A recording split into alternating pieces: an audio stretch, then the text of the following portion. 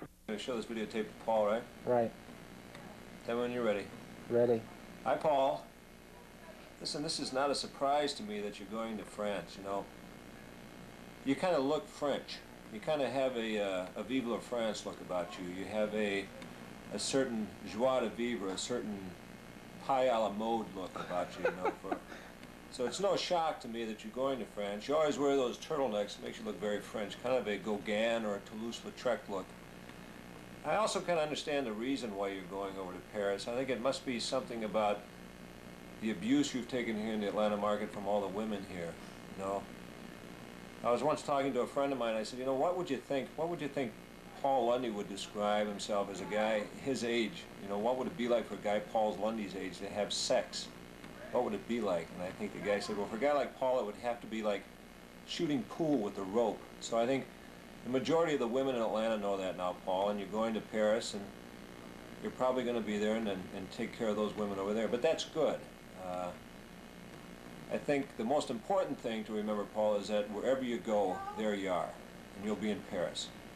So from everybody at Adams Outdoor Advertising, we wish you the best of luck and a great, great time in France. Bye, Paul. You got to go to me first on the interview. Roll 'em. Hi, I'm Craig Briggs, and welcome to Brig Talk. My guest today is Kevin Gleason, Hi, Kevin. Adams Outdoor. Outdoor Mogul. How are you? Good to see you. Great to be here. You know, Kevin, a lot of people know Paul Lundy. In fact, it's said that in the total United States, there's more people that know Paul Lundy than don't know Paul Lundy. But certainly you would be considered one of his best friends. What would you have to say to him? I mean, you know that he's leaving, he's going to Paris, and you know everyone's happy to see him go, but is there any special story you'd like to tell about meeting Paul? Or No, I'm just... Craig, move closer. No, I'm just glad to see him go too. I think everybody's glad to see him go, and we're just one of those people. It's been said that Paul's middle name is Trouble.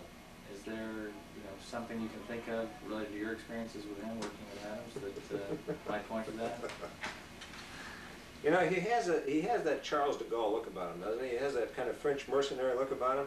Particularly when he wears a beret. Exactly, and the turtlenecks and the berets and the black sneakers. I know where that name comes from, and I think it's well founded. I have seen him scaling the apartment walls around town on more than just Friday and Saturday nights. Oh yeah. Yeah. He's famous for that. Trouble Lundy. Yeah. You probably heard. I heard about that actually before I even moved to Atlanta. No surprise. Legendary. Given the deep penetration Paul has within the entire United States, so to speak. Paul, don't get excited about that last comment. You know, there's a story you probably heard about, which is the one about Paul wearing a dress in the office here. If you haven't, I'll share it with you. Well, I wish you would. Relatively recent. My secretary, Patty Faulkner, wasn't here one day, but had left. Patty who? Patty Faulkner. Faulkner. She wasn't here one day, but she had left an outfit here in the office, and Paul actually took his clothes off, except for his underwear, which was a nice little blue bikini with a white band on it, some of that jockey underwear that sells for about 79 cents at like, you know, I've got some of it. Yeah, Walgreens, you know that. And he put on her outfit and walked around the office with it. Well, you know, that's... He looked pretty good. It was really scary. It makes sense because he always told me he shaved his legs because he was a swimmer. But now I really know the truth. You know, he always told me he shaved his legs because it was less wind resistance when he was running. That's exactly right. You guys, Paul, you've always had a different story for anyone you talk to. Paul, you're the greatest. Isn't he the greatest? Yeah. Let's bid him a fond bon voyage, Paul. We'll miss you. Au revoir. And just think, you'll be in the fashion capital of the world, so, you know, who's to say you're not going to be wearing dresses every day next time we see you? Craig's got to say.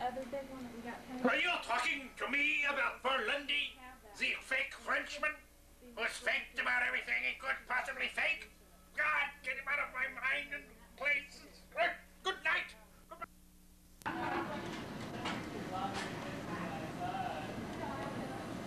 You're on, Craig. We're all leaving. We're going to Manuel's Tavern. Seems they put together a get-together for Ron Sugarman. Say goodbye to him. He's going to Japan.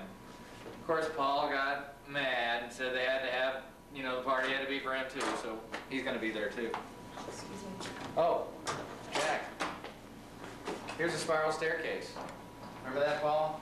Shit, you've gone up that, God, 9 or 10 times since you've been here. Used to be we worked on 6 and critters were on 7. We used to have to run up here all the time, make sure Jerry Gentleman was working. He wasn't. We checked.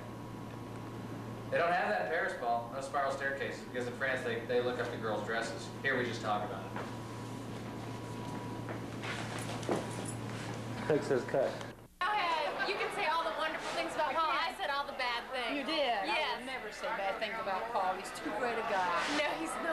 All right, y'all ready? He's I'm going to leaving. shoot this in a minute. We don't care anymore. You're not shooting it yet after we did all that talking? Let her go, because I don't want to say anything nice. I've said too many nice things. His head's already too big, you know? All right, this is your chance to be immortalized, Oh, right? is it? Oh, Paul. Oh, how I'm going to miss you. For all these many years I've worked with you, and you're leaving me behind and not taking me with you. Anyway, I'll come visit. That $500 apartment or hotel doesn't apply to me. I'll just come sleep on your sofa. See you then. And Ron, it's been great. You take care. Love you. Both of them. Bye.